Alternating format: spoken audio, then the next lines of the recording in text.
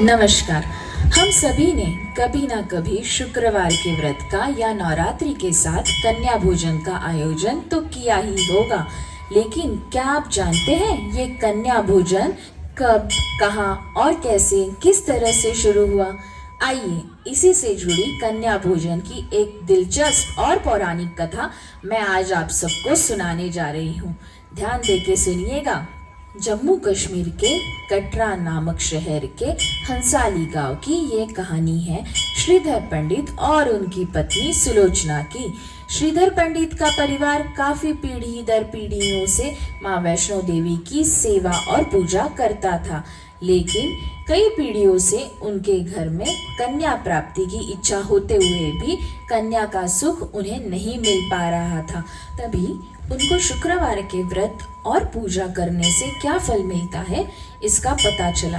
लेकिन एक ब्राह्मण देवता और शुक्रवार के व्रत के साथ साथ उसका समापन भी करना है, कैसे मुमकिन था? उनकी पत्नी सुलोचना उन्हें हर बार कन्या भोजन के बारे में बताती रही और उनको मनाती रही, लेकिन बेचारा ब्राह्मण क्या ही करता। बस इसी से जुड़ी आज एक कहानी हम आप सबको बताने जा रहे हैं, जो आपके सामने हमारे नन्हे कलाकार प्रस्तुत करेंगे। तो आइए इस कहानी को देखते हैं और सुनते हैं। श्रीधर पूजा कर रहा है और माता रानी के नाम स्मरण में लीन है और तभी सुलोचना आती है। आज सुनते हो मैं क्या कह रही हूँ? जल्दी नवरात्रि आने वाली है। हाँ, मैं सुन रहा हूँ, मुझे याद है, जल्दी नवरात्रि आने वाली है। नहीं, आप समझ नहीं रहे हूँ मैं क्या कहना चाहती हूँ। मैं कन्या भोजन के बारे में से बात करना चाहती हूँ। हाँ, मैं समझ रहा हूँ, कुछ सोच के बताता हूँ। सोच विचार कीजिए और फिर बताइए। श्रीधर अपने कामों में व्यस्त हो जाता है और सुलोचना अपने। ऐसे ही दिन से रात हो जाती है और श्रीधर सुलोचना अपने दिनचर्या से थक के सो जाते हैं। तभी रात में श्रीधर के सपने में स्वयं माता वैष्णो देवी प्रकट होती हैं। हे श्रीधर पंडित, जागो जागो मेरे प्रिय भक्त, देखो तुम्हें तुम्हारी माँ पुकार रही है। जागो जागो मेरे प्रिय भक्त, देखो तुम्हें तुम्हारी माँ पुकार रही है। मतलब स्वयं मुझे विश्वास नहीं हो रहा। इधर मेरे प्रिय भक्त, मुझे तो आना ही था। सच माँ, आप सच में ही आए हो? ध्यान से सुनो, तुम्हारी संतान प्राप्ति की इच्छा ही मुझे तुम्हारे पास खींच लाई है। हाँ माँ, अब इच्छा पूरी करना है। हाँ श्रीधर, अगर तुम्हें संतान प्राप्ति की तीव्र इच्छा है तो तुम्हें समस्त गाँव वासियों को भोजन के लिए आमंत्रित करना होगा, तभी तुम्हारी इच्छा पूरी होगी। माँ सुनिए, मेरी बात तो सुनिए माँ। और श्रीधर नींद से जागता है और देखता है कि यहाँ तो सुबह हो गई है। सुनो, मेरे सपने में माता रानी आई। क्या कह रही हूँ? सच में आपके सपने में माता रानी आई थी? सुबह होते ही श्रीधर तो गांव में सबको न्योता देने निकल जाता है और लोगों को आमंत्रित करने के लिए क्या कहूँ, कैसे कहूँ, इस सोच विचार में लोगों के दरवाजे को ठकठकाता है। हम अपने घर भोजन का आयोजन कर रहे हैं, क्या आप पधारेंगे? अरे ब्राह्मण देवता, तुम क्या हमको भोजन कराओगे? चलो चलो आगे चलो, रहने दो।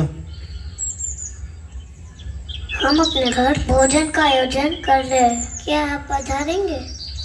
नहीं, हम नहीं आएंगे, आप आगे जाओ। हम अपने घर भोजन का आयोजन कर रहे हैं, क्या आप पधारेंगे? ब्राह्मण देवता, तुम्हारे पास इतना धन कैसे आया ब्राह्मण देवता, जो हमें भोजन करवा रहे हो? जाओ जाओ आगे जाओ, देखेंगे आना है क्या। ऐसे ही श्रीधर आगे बढ़ते जाता है और सुबह से दोपहर हो जाती है। वो लोगों को न्योता देते जाता है और लोग एक के बाद एक उसे मना करते जाते हैं, लेकिन वो आगे करता भी क्या?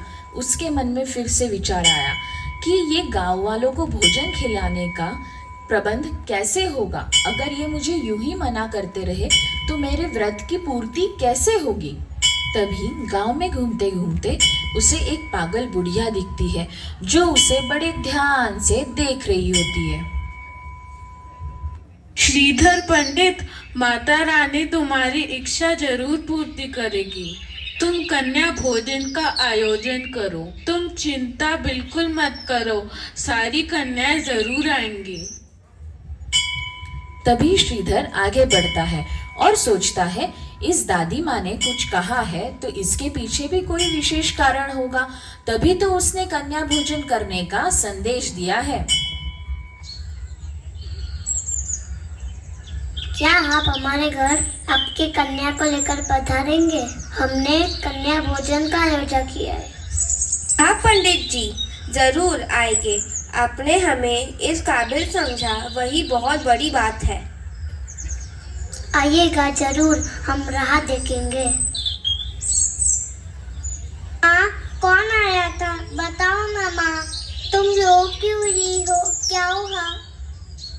बेटा, मैं तुम्हें क्या बोलूं, तुम्हारे तो मानो भाग्य ही खुल गए। तुम्हें ब्राह्मण देवता के घर भोजन के लिए बुलाया है। मैं अपनी नई वाली पोशाक पहनूंगी माँ, पहनूंगी माँ, पहनूंगी माँ, पहनूंगी माँ, पहनूंगी माँ।